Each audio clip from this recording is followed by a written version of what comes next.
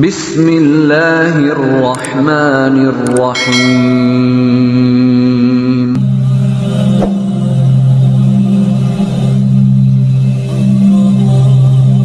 Bismillahirrahmanirrahim.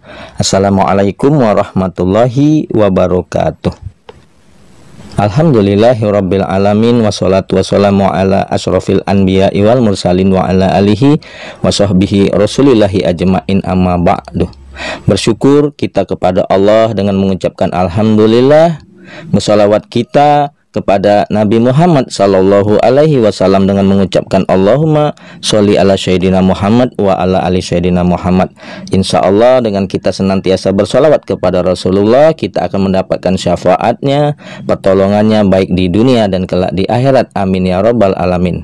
Saudara-saudariku, para pemirsa channel Cahaya Al-Quds dimanapun Anda sekalian berada, saya doakan insya Allah Anda semua saat ini dan hari-hari seterusnya Anda semua selalu dalam keadaan sehat walafiat, selalu dalam keberkahan, selalu dalam limpahan rezeki yang berkepanjangan, selalu dalam kemuliaan dan kejayaan baik di dunia dan kelak di akhirat. Dan juga yang mungkin ada di antara saudara-saudariku yang saat ini sedang menghadapi suatu masalah, saya doakan insya Allah semua masalah-masalah yang Anda hadapi akan segera diangkat oleh Allah Subhanahu wa ta'ala, diselesaikan oleh Allah Subhanahu wa ta'ala, dan diberikan jalan keluar yang terbaik dari Allah Subhanahu wa ta'ala. Amin amin ya rabbal alamin. Saudara-saudariku, para pemirsa channel Cahaya Al-Quds yang dimuliakan, yang dirahmati, yang diberkahi dan tentunya dicintai oleh Allah Subhanahu wa ta'ala. Pada perjumpaan kita kali ini, saya akan share, saya akan membagikan, kita akan membahas mengenai di saat kesulitan memuncak. Inilah tanda-tanda amalan tahajud ataupun sholawat yang kita amalkan, yang kita riadokan akan membuahkan keberhasilan. Nah, saudara-saudariku yang dimuliakan Allah, jangan pernah berhenti saudaraku mengerjakan tahajud ataupun sholawat ataupun amalan-amalan yang lainnya. Mengerjakan sholat tahajud, mengamalkan membaca sholawat kepada Allah Subhanahu wa ta'ala, maka akan selalu mendekatkan diri kita kepada Allah Subhanahu wa ta'ala. Saudara-saudariku, diawali kesulitan, kadang belum ada pertolongan atau jalan keluar. Namun saudaraku, ketika kesulitan itu semakin memuncak, semakin di ujung tanduk, maka yakinlah saudara-saudariku bahwa setelah itu akan datang kemudahan. Di saat itu kita berada pada titik terendahnya.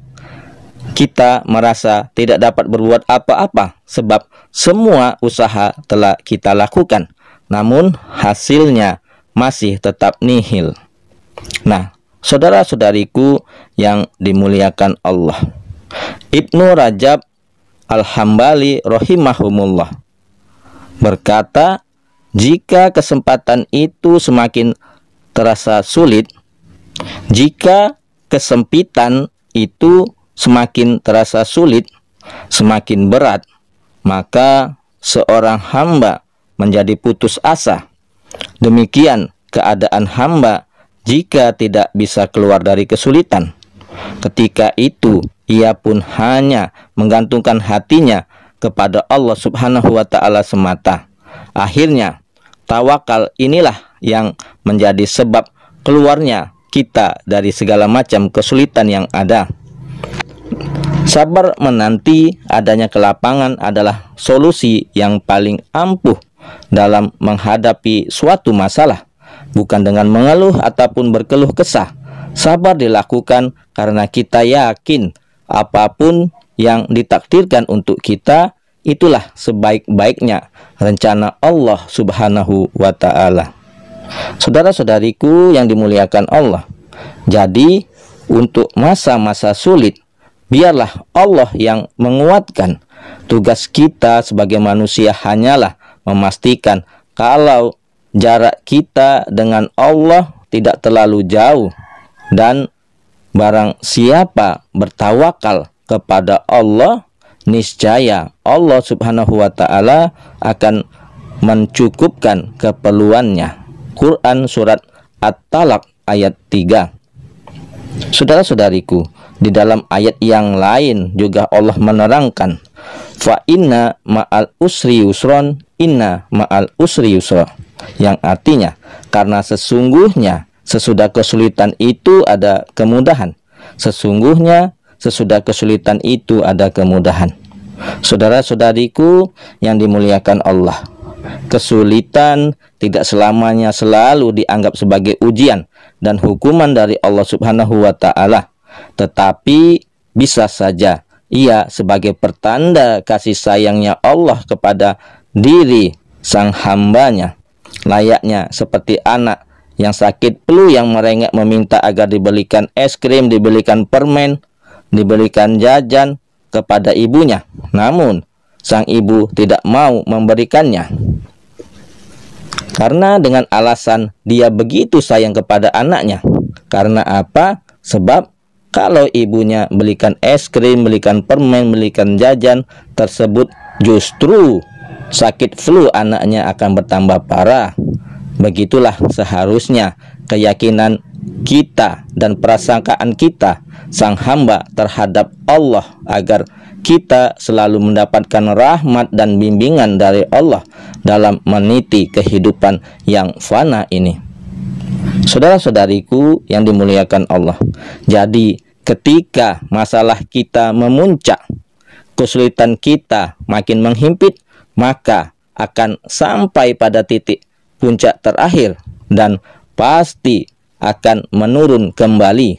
Maka akan berakhirlah segala kesulitan-kesulitan yang ada pada diri kita dan akan berganti dengan kebahagiaan. Tetapi jika kita tidak sadar, lalu kita mengeluh dan berbuat kesalahan lagi, maka kita tidak akan sampai pada titik puncak terakhir, dan akhirnya terus terulang lagi dan terulang lagi kesulitan-kesulitan tersebut sebagai contoh. Oleh sebab itu, jangan berhenti mengerjakan tahajud, mengamalkan sholawat atau sholat-sholat sunnah yang lain seperti duha, melanggengkan membaca istighfar, dan yakin saudara-saudariku bahwa semua amalan-amalan yang kita kerjakan akan membuahkan keberhasilan dan kesuksesan. Nah, saudara-saudariku yang dimuliakan Allah, yang dirahmati Allah, yang diberkahi dan dicintai Allah, dengan kita selalu bersabar, ikhlas dengan kesulitan-kesulitan yang kita terima, dan kita bertawakal kepada Allah, maka di saat kesulitan itu memuncak, inilah tanda-tanda amalan kita, taubat kita, sholat tahajud, sholawat yang kita amalkan, istighfar yang kita baca, sholat duha yang kita kerjakan, ataupun amalan-amalan wajib dan sunnah lainnya, maka akan membuahkan kesuksesan dan keberhasilan. Nah, saudara-saudariku yang dimuliakan Allah, demikian yang dapat saya sampaikan. Mudah-mudahan ini menjadi manfaat. Adapun yang benarnya datangnya dari Allah, yang salah adalah kesilafan dari diri saya pribadi.